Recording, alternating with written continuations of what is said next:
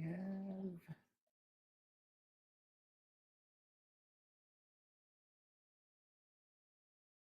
Okay, looks like I'm live. Howdy, everyone. I don't know if we have anyone in yet.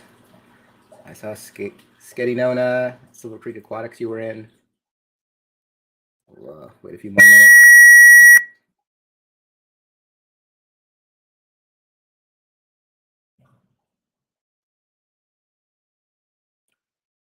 Okay, hopefully this is a little better. Trying a new microphone.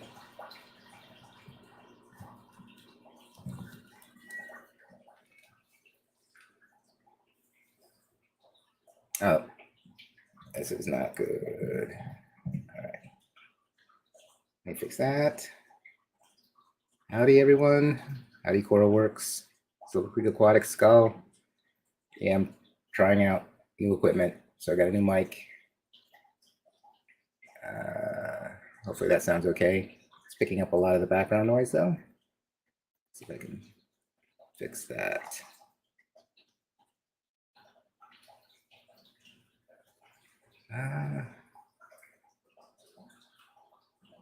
Just have to work on that offline. So, trying the new mic instead of the camera. I've got an older camera, and then I've got another camera set up on the shellies. So how does this work?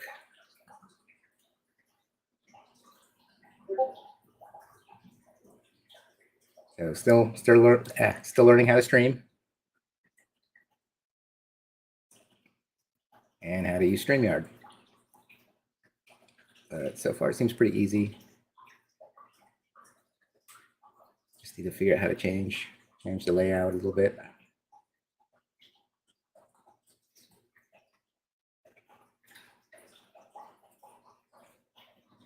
That's definitely not how I want to do that.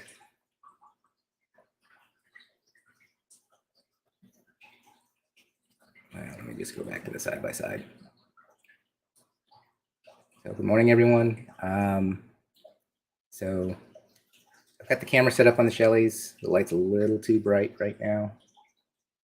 I'll have to see about changing that a little bit. Maybe I can do it from here.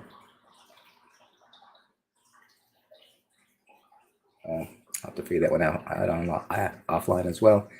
Yeah, so I've been fighting my seasonal allergies for quite a while. I postponed the last stream because we're celebrating my wife's birthday. Oh, here goes my audio again. Turn that down. How's this? So hopefully the audio is good. But I've been fighting allergies, so I postponed 2 weeks ago. Just couldn't talk that day. Doing a little bit better today. A little bit more medicated, and definitely having audio problems. I'll have to fix this at some point. But yeah, I got a new external mic. Trying that out. It is picking up the noise from the discus tank, though. So anyway, I've got my shellies highlighted. I've got way too many in there now. There could be over 100 if you count the fry. Started with 6. So I had just so happened 3 males, 3 females. I don't know if you can see them. This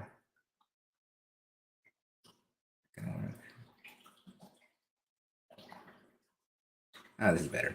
So just to show you what the tank looks like, I just have the aquarium co-op sponge filter in there. I believe that's a medium.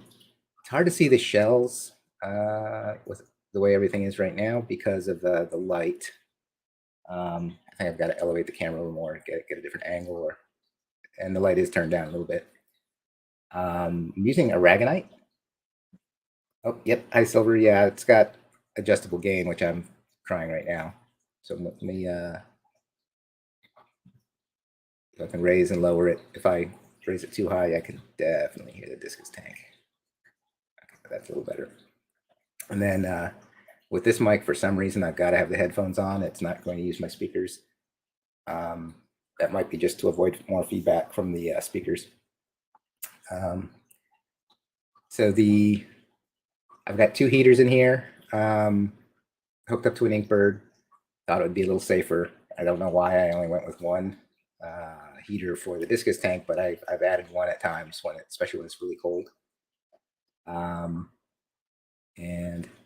so it's really hard to see these snail shells, but I do have their escargot shells that I got off Amazon. I think they were in 48 packs. I actually got 2 of them. There's a mound over on the right-hand side. If you can see that, this substrate was all level when I got everything set up. And it's changed a few times. They move that dirt themselves. They do it by, wagging their tail or brushing themselves against the substrate and shifting it with their tail fin. They'll dig under shells to move them, get them to roll. But there are probably a dozen shells buried under this ridge that's on the right-hand side. And there's shells on both sides. This tank does have 2 dominant males. Of the original 3 males and females, I gave one of those males to Vibes Aquatics, along with some smaller ones. So he either has a collection of, younger females or some adult females, and then some younger males in there as well as that. But I do have to start moving some of these guys on. I started a Vivi account, so I'm going to give that a try. So silver, yeah, I like the shellies a lot. They were very easy for me. I think the most stressful part about starting was what are they going to eat? I tried flake. That didn't seem to interest them. I didn't want to foul up the water too much, since I couldn't really put anything else in here with them. Within about a week, I found out that the Extreme Nano works really, really well. So it's a slow sinking pellet. Actually, there's a few sinking pellets right now. I don't know if you see this big male on the right, but he just grabbed some and also some substrate. But if you see something falling, that is most likely some of the nano. If I approach the tank, have these guys for long enough, they'll think it's feeding time. It'll be like a group of little helicopters all rising at once off the ground. They just kind of hover up at the same time. But as soon as I lift the lid and there's a little vibration, they all sink back down. Some of them dart into shells. So they're still very, very skittish. Have a lot of that survival instinct to try to hide if something unusual happens. But then they'll start coming back up again as soon as that vibration stops, which is usually less than a second. So they'll jump down and then start coming back up again. So I have had these guys for about a year, maybe a little over a year. Started with the 6, and I gave Ives about 10 or 12 of them. I've got probably 50 if you include the fry. I was a little worried about how to feed the fry in the beginning. I didn't have a lot of experience with shellies, so it was a lot of hit or miss, but it wasn't too hard. They're actually very easy. Once they have the shells, they'll start moving them around. I realized I had 3 dominant males. One of them got pushed to a corner. And so this is a 20-gallon long. If you want to keep a good number of breeding sets, I would go with a 40 breeder or 60 breeder, something with a larger footprint on the bottom. But they don't really come up to the top very often. They have learned to come up when it's feeding time, so you'll see a number of them are hovering near the top right now. But normally, when I first got them, they would be closer. They would be on the bottom half of this tank.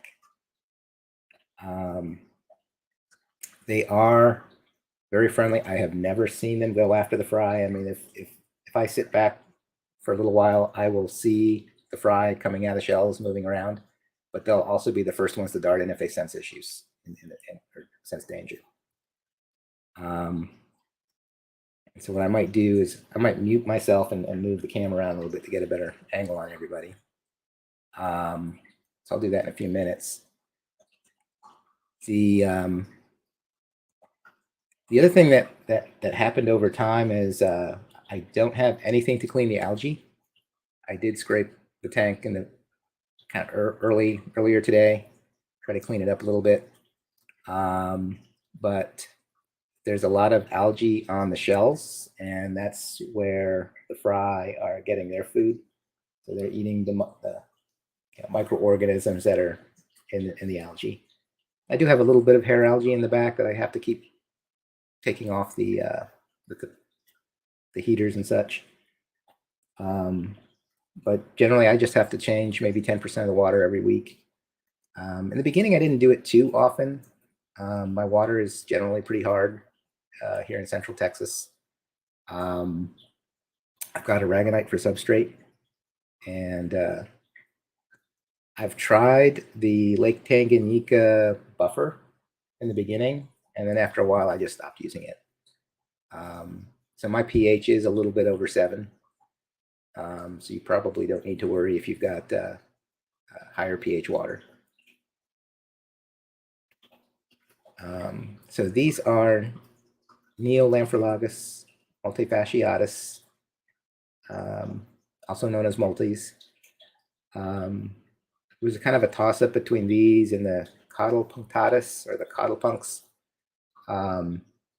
I've seen a lot of other species recently that I want to try out. I think Zenzo Tazawa has tried something, and I don't think it worked for him. I think he had some issues with most of them. Hi, Silver. So, okay, you're just west of Dallas, Fort Worth. Yeah, I'm in Round Rock, Texas. So a bit south. I've been to the last 2 Aquashella Dallas shows, but I'm not going to make it this year. I'm actually going to be going coming back from a vacation that weekend, so I'll miss it this time. They did publish the dates, so if you haven't caught it on earlier streams, Dallas is May 20th and 21st, and they added Daytona instead of Orlando.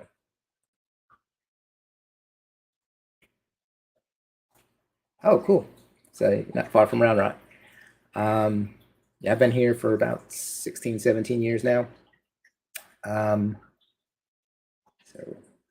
let me, I'm going to put myself on mute. I'm going to move my camera around, see if I can get a good shot of them without all this brightness. So I'm going to mute myself just because I think I'm going to get some feedback. And I will be back in, I don't know, about a minute.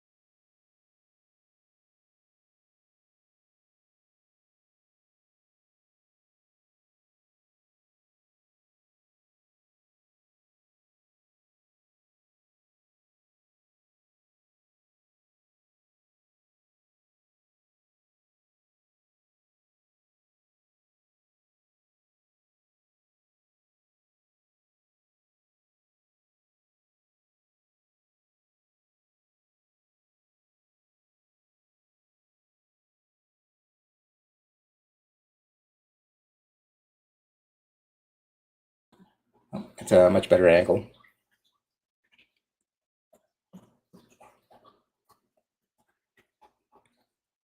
So you can see the shells a little more clearly now. From time to time, I will go and rotate one of the shells. Sometimes the entrance will get filled with some substrate. I just don't want to get any of the younger ones trapped in there. If you look really closely in the center bottom, you'll see a number of the larger fry are out. That's actually the larger size fry. And these, you don't even have to try to breed these. If you put enough in the tank and there's at least a male and some females, you're eventually going to get fry. And I had fry in the tank about 2 weeks after I put them in here, at least ones that I could see. And that was really amazing. I was a little nervous because not having anything to feed the fry, but there were, I guess, enough microbes in the tank that they could feed off. That they either fed off whatever microorganisms were already in the tank, since it had been cycled for long enough. I probably had a little bit of algae growth already, and I just couldn't see it very well. Or they were eating some of the nano. Hey, Muppet. So this is my first, my only tank of shellies right now. I'm definitely going to get something different in addition to these. So as soon as I can rearrange my setup, I'm going to set up my garage for some projects, and then here in my office area, I might try to get another tank in here with a different variety of shell dweller. But they are very easy to keep.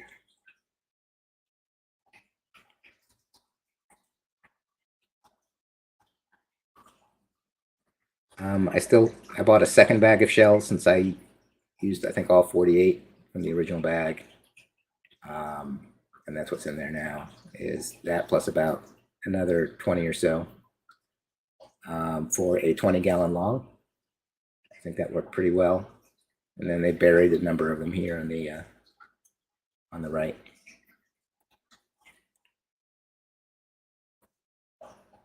I have tried to get floating plants working. I heard a trick, I don't know if it was yesterday or Friday night, that maybe leaving an inch or so of air, more air at the top. So if you lower the water level by about an inch, I think it was Rico Stan who actually said it. So lowering the water level a bit, the floating plants might do better. I've tried red root floaters twice. They've died off. Duckweed's about the only thing I can grow in here. And after a while, it became a nuisance, so I'm always scooping it out. And an interesting trick, which I might do a short video on, is I kept trying to figure out ways to get duckweed out. So maybe, my most interesting takeaway, if I were seeing this for the first time, would be how to get rid of duckweed. I tried pulling out by hand. It's a mess. I tried scooping it out with a little toy sand shovel. That was also a mess. And now I'm using these red solo cups, and just putting that in there, letting the water flow in. I do that right before a water change, get some of the water out with some duckweed from that, and then I can rinse out that solo cup or throw it away. It doesn't really matter. Oh, hey, Muppet. So they do prefer, they do guard one shell. It's primarily the female. So the male will stake out a claim, and if you'll notice, they're in clusters. So they'll stake out a cluster of shells, and they'll entice a number of females into that area. When I first started, I had 3 males, 3 females, which was great when I found out that I had that combination. The problem was that in a 20-gallon long, one of the males, because I didn't have enough sight breaks, which is part of the reason they built this mound over here on the right-hand side, he got pushed to a corner. So one was pushed to a corner. He darkened up a lot. The others were much lighter in color. So he was definitely stressed out. When I first got these, I thought I might have had 2 different varieties instead of just the multis. But then I realized that that was really just the stress making that one darker. They would sometimes, they look like a bunch of barking dogs is the best way to put it, like at a fence, where one will lean forward and start, kind of aggressively pushing at one, and then the other one will do the same to the other, and they'll just go back and forth. Just in the space of, maybe an inch between them, they'll just kind of go back and forth a little bit. Change you a little bit. So yeah, they'll just kind of do this number, like they're barking at each other. I mean, that's the best way I can describe what I was seeing. Um, they were really they never they sparred a little bit, but they never really got that aggressive that I had to worry. Because eventually one would just go to the corner. But then one of them had a couple females, the other, and another one had one, and the other one was just kind of stuck in the corner. Eventually, with the younger ones, I think that third one had eventually gotten a small territory. I made sure I tried to put a couple shells in there, but eventually I did have to move him on. So uh, he's one of the ones that I gave to Vibes so that he had a guaranteed male. But I got these from my local fish store. I was thinking I was going to do the mail order. Where do I get them? Do I go to Aquatic Arts or do I go to Aquahuna or one of the other ones to try to find out where do I find multis? Because I was seeing them on Primetime Aquatics. Kazawa Tanks had them, and I really wanted to get some shellies. And here in Round Rock, Tiny Aquatics, they actually had, I think it was a 50 low boy, and it was filled with multis. So this is great. Got my tank, set it all up, went back, and I was like, the tank looks empty. But it turns out there were enough in there that I got 6, and there were still plenty more. They were just down to a point where they could all hide in the shells. I don't have enough shells for these guys right now, so only some of them have a shell to hide in. It's relatively safe. Even we have a couple cats. Even when the cats come to take a look at the aquarium, they don't get spooked that much. It's only when I lift the lid, there's a vibration. When I lift the lid, then they'll all dart into their shells. Or if I approach too quickly, then they'll dart into their shells. But they'll come right back out. And then you can see the algae growing. It is in the substrate as well.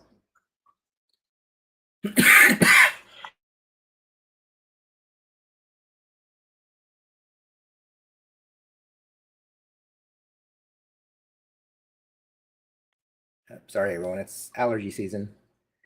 I'm actually going to cut the live stream a bit short. Let me see if I can go to the bottom of the hour.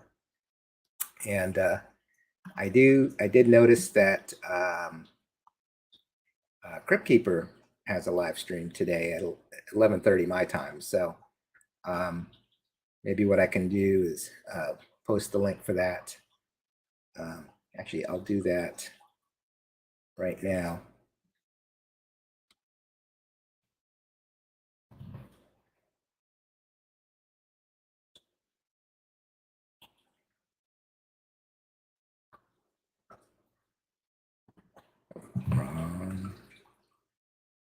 Stream. So I'm going to post this in here. So when I sign off, there's another stream. So I just posted the link for Crypt Keeper. So he started live streaming also on Sundays. He's going today at 11:30.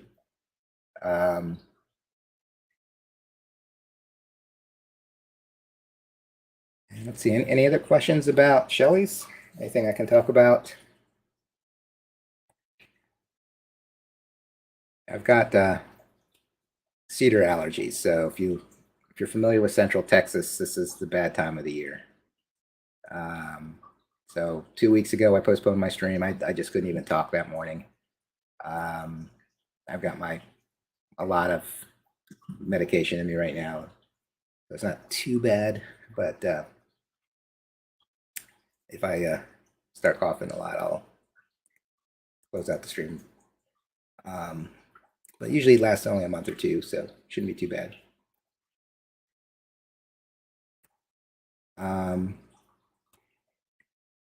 Yeah, pollen is terrible.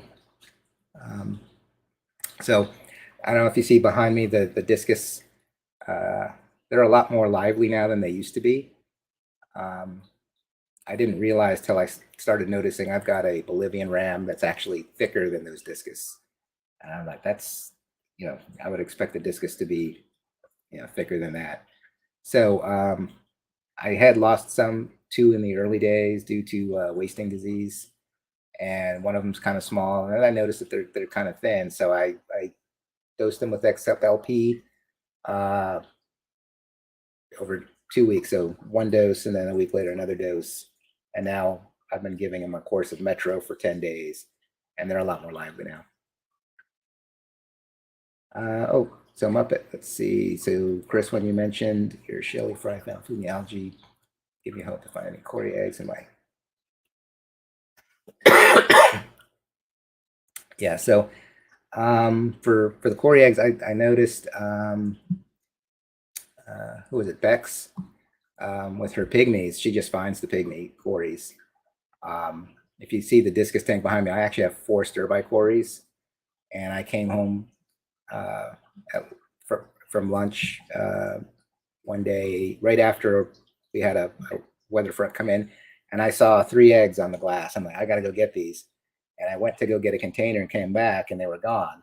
Well, what I haven't realized is the discus had been snacking on Cory eggs for whenever they spawned after a weather change or whatever they spawned. I mean, they were pretty well fed. And I looked, and one of them actually had a habit. If the Corys were spawning, one of the discus would tail behind the pair, and as soon as the egg was on the fins and I think it's the anal fin, he would come and bump the Cory to knock the egg loose and then grab the egg. It's just the strange thing. Only one of those discus does that, but when they're spawning, I'll see them do the dance, and I'll see one of the discus tailing whichever pair is dancing. It's kind of amazing.